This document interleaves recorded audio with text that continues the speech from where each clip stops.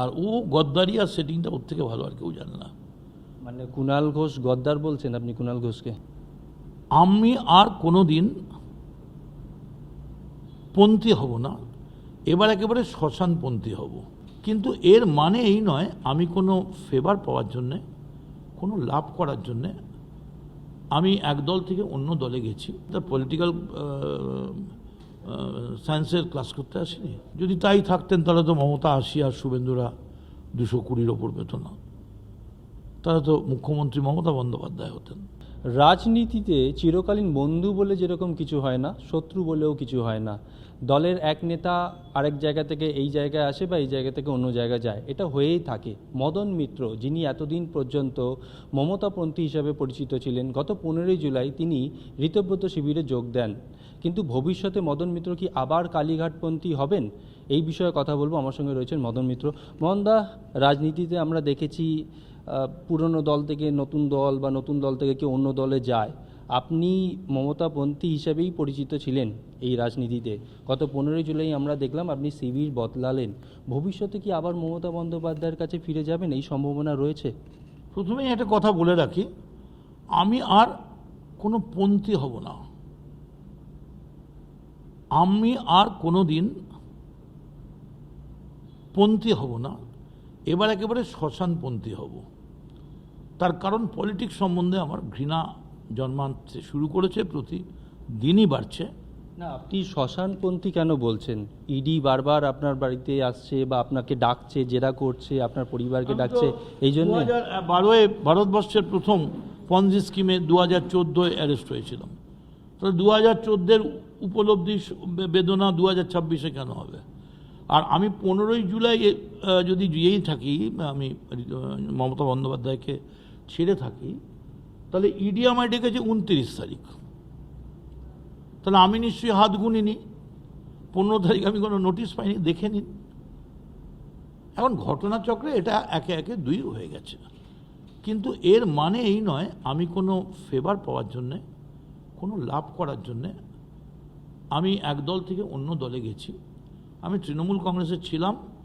তৃণমূল কংগ্রেসেরই মধ্যে একটা কালীঘাটপন্থী বড্ড হাওয়া বন্ধ হয়ে গেছিল। কণ্ঠ আমার রুদ্ধ আজকে মাসির সঙ্গীত হারা, মানে সাফোকেটেড ফিল করছিলাম। সত্যকে সত্য বলা যাচ্ছে না, অন্যায়কে অন্যায় বলা যাচ্ছে না। বিজেপি জিতেছে, তার জেতাটাকে মেনে নেওয়া যাচ্ছে না। শুভেন্দু অধিকারী ভবানীপুরের এমএলএ, তাকে ভালো বলা যাচ্ছে না, তার ভালো কাজকে প্রশংসা করা যাচ্ছে না। তাই জন্যে বলা যেতে পারে আমি এক দল থেকে এক দলে আসিনি, কোন দল উপদল থেকে শতদলে এসছি, এক শিবির থেকে আরেক শিবির এসছি। কিন্তু আপনি যেটা বলছেন যে বিজেপি জিতেছে, এমএলএ হয়েছে, বিজেপির প্রশংসা করা যাচ্ছে না, কিন্তু কুণাল ঘোষকে মাঝে সাঝেই বলতে শোনা যাচ্ছে মদন মিত্র বাঁচার জন্যে, নিজে বাঁচার জন্যে, পরিবারকে বাঁচানোর জন্যে এই দল থেকে ওই দলে গেছে, ঋত শিবিরে গেছে। অ্যাকচুয়ালি অন্য কেউ হলে হয়তো উত্তর দিতাম, আমি ঠিক কুণালের ব্যাপারে কোনো, আমি মানে একটা জায়গা অবধি নাবি, তার নিচে নাবি না। কেন আপনি কুণাল ঘোষের সম্পর্কে কিছু বলতে চান না? না, আমি কোনো কারণ আছে? না, কোনো কারণ নেই। আমি বললাম যে একটা স্তর পর্যন্ত নাবি, তার নিচে আর নাবি না। তবে ও যেটা বলেছে সেটিং হয়েছে গদ্দার হয়ে, সেটাও ঠিকই বলেছে, কারণ ও নিজের জন্যই বলেছে, নিজেকে উৎসর্গ করেছে কথাগুলো। আর ও গদ্দারি আর সেটিংটা ওর থেকে ভালো আর কেউ জানে না। মানে কুণাল ঘোষ গদ্দার বলছেন আপনি কুণাল ঘোষকে? উনি তো বলেইছেন গদ্দারি, এবং উনি জানেন সেটিং 8টার মধ্যে এলে সেটিং থাকবে। তার মানে সেটিং থাকলে কটায় ফেরে, গদ্দারি হলে কটায় ফেরে, গদ্দার না সবটা। তার মানে উনি নিজেকে উদ্দেশ্য করে কিছু কথা বলেছেন, বলতেই পারেন, স্বাধীনতা আছে। আর তাছাড়া দেখুন, একটা আইটি সেলের বাচ্চা ছেলে মেয়েদের সঙ্গে টিআরপিতে রোজ ওকে প্রেস কনফারেন্সে আসতে হচ্ছে। আইটি সেল কবে একদিন স্কুটার চড়বে তার উপর মানে ডিপেন্ড করে তাদের টিআরপি হচ্ছে। তো আমি কোনো কম্পিটিশনের মধ্যে নেই। তবে কুণালবাবুকে আমি বলবো, যখন আপনি জানেনই আমি সেটিং করেছি, আমি গদ্দার, তা আপনি হাত গুটিয়ে বসে আছেন কেন? করকে দেখাও। আপনি একটু আগে বললেন যে স্কুটারের কথা বললেন। মমতা বন্দ্যোপাধ্যায়কে কিছুদিন আগে আমরা দেখলাম তিনি স্কুটারে করে গেলেন সেই উদ্দেশ্যে কি বলছেন কিছু মমতা বন্দ্যোপাধ্যায়ের উদ্দেশ্যে? দেখলাম আমি আইটি সেলের একটা বাচ্চা মেয়ে স্কুটার চালাচ্ছে মমতা বন্দ্যোপাধ্যায়। এর আগেও মমতা বন্দ্যোপাধ্যায় স্কুটারে চড়ে নন্দীগ্রামে গেছেন, সিঙ্গুরে গেছেন মোটর বাইকে চড়ে। মমতা বন্দ্যোপাধ্যায় এসব ব্যাপারে 1993 সালে 92 সালে উনি স্কুটারে করে বেলপাহাড়ির মধ্যে বিনপুর ঝাড়গ্রামের বেলপাহাড়ি পিঁপড়ে খেত গ্রামের লোকগুলো, উনি তার মধ্যে ঢুকে পড়েছেন। ফলে মমতা বন্দ্যোপাধ্যায়ের কাছে কি স্কুটারটা কোনো নতুন বড় ব্যাপার নয়। তবে কুণালকে তো একটা কম্পিটিশনে থাকতে হচ্ছে, মানে ওর প্রত্যেক দিন যদি মুখ না দেখায় টিভিতে প্রত্যেক দিন যদি, তাই জন্যে কখনো বিজেপির সঙ্গে নাম লাগিয়ে পোস্টার করতে হচ্ছে, আবার কখনো তৃণমূলের হয়ে ভালো কাল হয়ে চলে আসতে হচ্ছে। করুন, কোনো অসুবিধা নেই। আপনি আমার যতই গাল দিন আমি আপনাকে গাল দেবো না, কারণ আমি মনে করি না গাল দিয়ে আমি কোনো মৌলিক যুক্তি বা কোনো সার্থকতা বা কোনো সারবত্তা আদৌ কোনো খুঁজে পাবো। আপনাকে গালাগাল দেওয়া আর রাস্তায় হাঁটতে হাঁটতে পাগলের মতো চিৎকার করা দুটোই এক। কিন্তু আমরা মমতা বন্দ্যোপাধ্যায়কে দেখলাম যে স্কুটারে করে তিনি যাচ্ছেন বেশ কিছু জায়গায়, আমরা দেখেছি 21শে জুলাই রাত্রির বেলাও আমরা দেখেছি সারা রাত তিনি পাহারা দিয়েছেন। অভিষেক বন্দ্যোপাধ্যায় অবশ্য ছিলেন, কিন্তু মমতা বন্দ্যোপাধ্যায় এই মাথা থেকে ওই মাথা পর্যন্ত দৌড়ে গেছেন যখনই কোনো খবর পেয়েছেন যে তার কেটে দেওয়া হচ্ছে, ভাঙচুর হচ্ছে। অভিষেক বন্দ্যোপাধ্যায় কিন্তু সেই ধর্ণা মঞ্চের সামনেই তিনি বসেছিলেন, তাকে ঘিরে তার দলের কর্মীরা ছিলেন। মমতা বন্দ্যোপাধ্যায় কি দলের রাশ টানতে পারবে? আগামী দিনে তিনিই নিয়ে যাবেন এই দলকে, এগোবেন?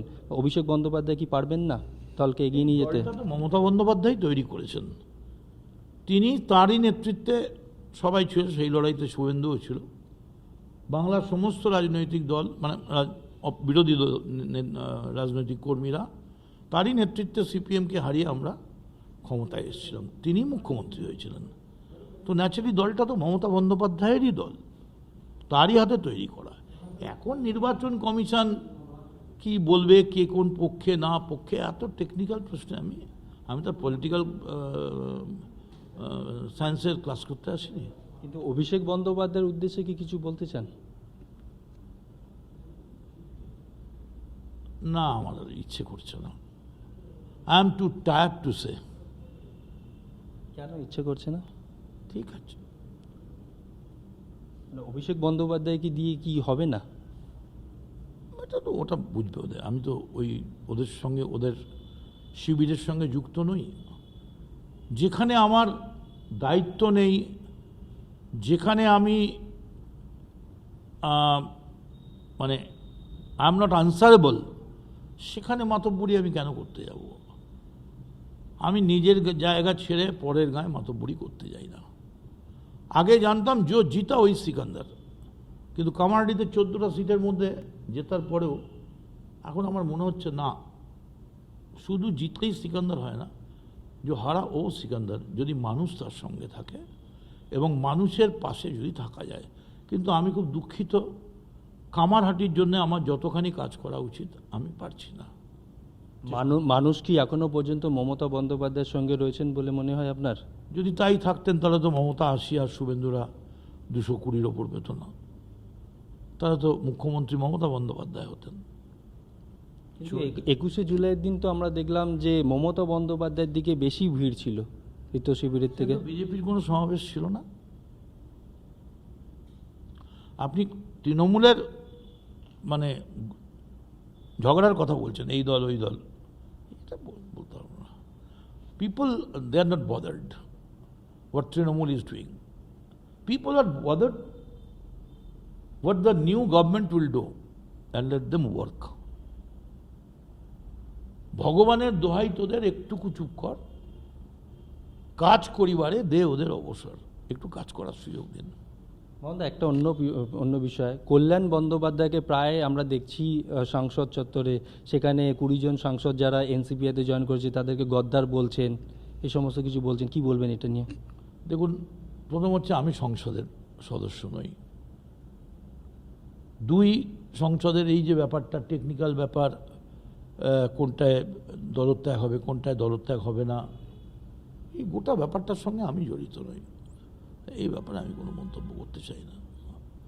তবে দেখছি, নোট করছি, বোঝবার চেষ্টা করছি, উপলব্ধি করছি, করার পরে শেষটা যখন দিন হচ্ছে, রাত শেষ হয়ে সূর্য উঠবে কবে, তখন মনে হচ্ছে আমার যাওয়ার সময় হলো, দাও বিদায়। দাদা একটা অন্য বিষয়, এই যে হুমায়ুন কবির মাঝে সাঝে আমরা তাকে দেখতে পাই অনেক কিছু নিয়ে তিনি বলেন। তিনি মোহামেডান ক্লাবকে 1.5 কোটি টাকার চেক দিয়েছিলেন, সেই চেক বাউন্স করেছে। এখন ক্লাব কর্তৃপক্ষ তো একেবারে ফ্যাসাদে পড়েছে, কি বলবেন? এটা কি বলবো বলুন, এটা হুমায়ুন ব্যক্তিগত টাকা দিয়েছে, সেটা বাউন্স করেছে, এটা সম্পূর্ণ ব্যক্তিগত ব্যাপার। এই ব্যাপারে কোনো মন্তব্য আমি করতে চাই না। অর্থাৎ দলের হাল ধরতে হবে মদন মিত্রকে, এবং কুণাল ঘোষ কী বলছেন সেই বিষয় নিয়ে মন্তব্য করতে চান না মদন মিত্র। জি 24 ঘন্টার জন্য ক্যামেরায় মনোজের সঙ্গে রনয়, কলকাতা।